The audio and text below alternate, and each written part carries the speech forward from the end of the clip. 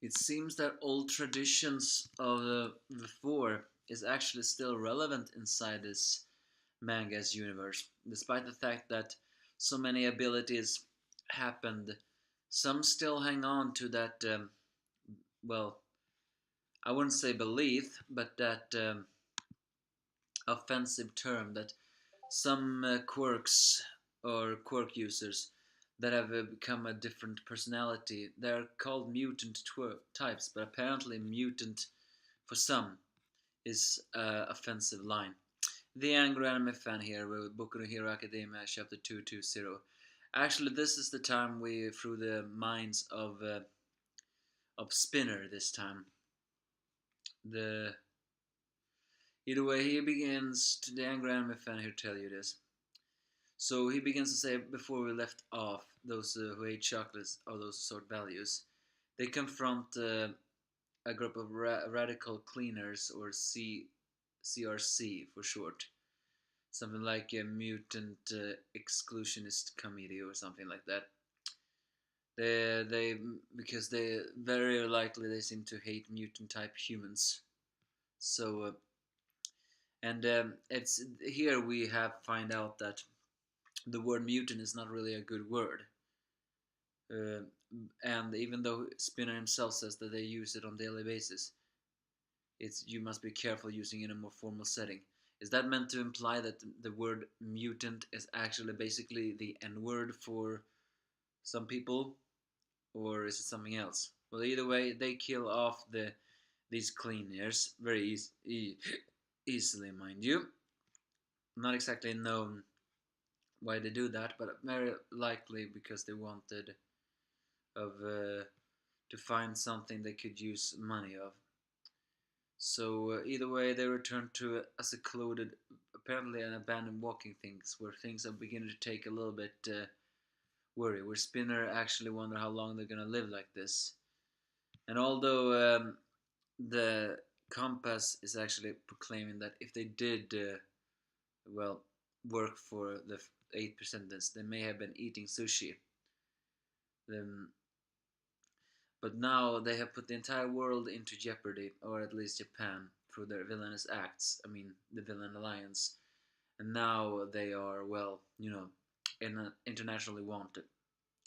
So then Dabi comes over and actually begins to criticize everyone for, well, not trying to find recruits. But it's Twice was actually pointing out that you are basically killing every single one you're trying to recruit.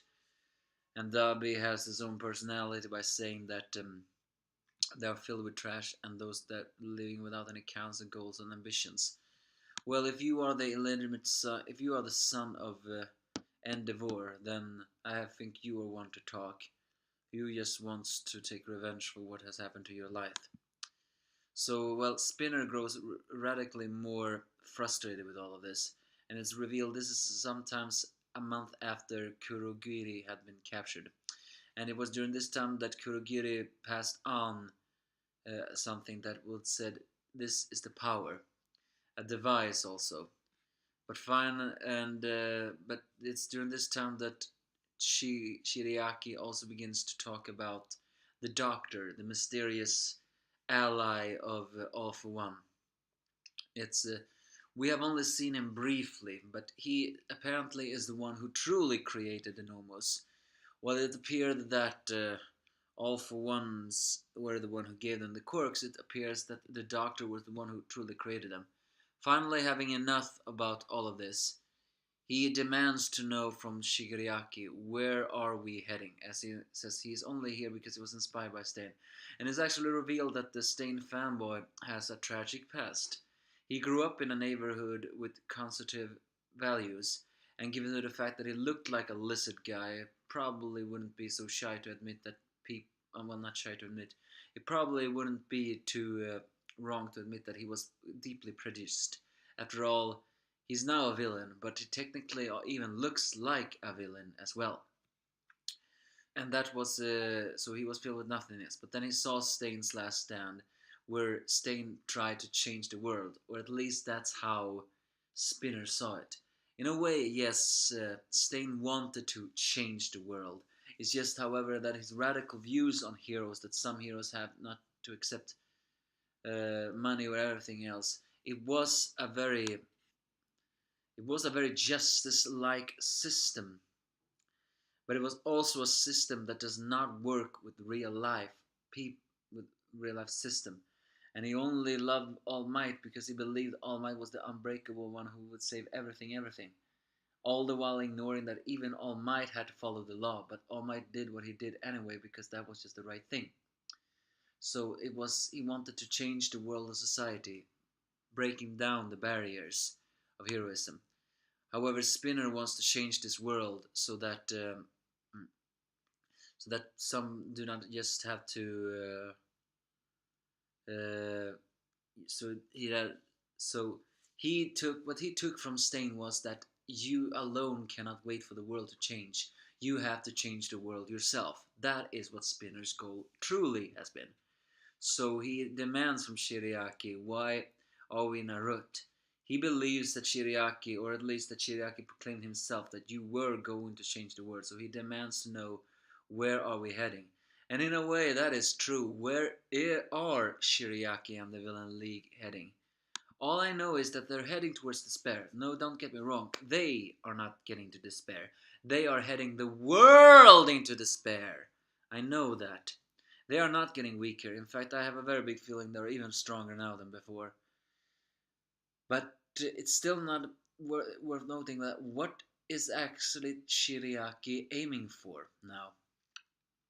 He took the quirk erasing bullets from the 8 Precepts Yakuza. He apparently still have them. So now what? Is he gonna erase quirks all over the world? I mean, if he meets up the doctor, isn't it very possible that the doctor can reverse engineer the samples just from that? If he can, then we truly have despair. But is that really something that Shiriaki would do? I mean, he just wants to send the world into chaos because he's tired of everything else, but he has also become a little bit more mature. It's during this time that they're being confronted by Gigameko, who somehow actually was sleeping underside the ground of everything else. He demands to know if this really is the successor of All for One, and decides that for Gigameko serves All for One, so therefore he needs to check if Shiriaki was worthy. But then we got to that fight of the fight where he actually proclaims in tears that Shiriaki is too weak. But then the chapter ends in a very strong sense of strange, as suddenly the radio that Giant Meko had on him, you know, the one who always talks about the weather, suddenly begins to say Shiriaki's name, as a familiar voice is heard through it. And that voice is none other than the Doctor. And so, the narrator says, and so our story, which had come to a halt, takes off once again saying that now despair is gonna grow. The Doctor, now they have reached up with Giant Meko. Although Giant Meko proclaims that Shiriaki is too weak, how come the Doctor can talk through that radio station? Was that the point of Giant Meko all along? To have an radio device that would be connected to the Doctor, who was All for One's personal physician and very likely number 3 in the entire League of Villains. I don't know, but we all know High Endo, right?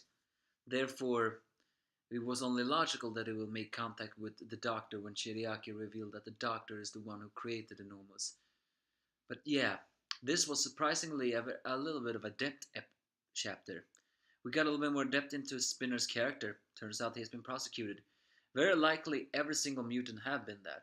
And even though society have been acceptable to quirks, it still has been there. That those that have freak-like looks, at least in people's eyes, are always prosecuted. That makes perfect sense, actually. So now what? What kind of despair?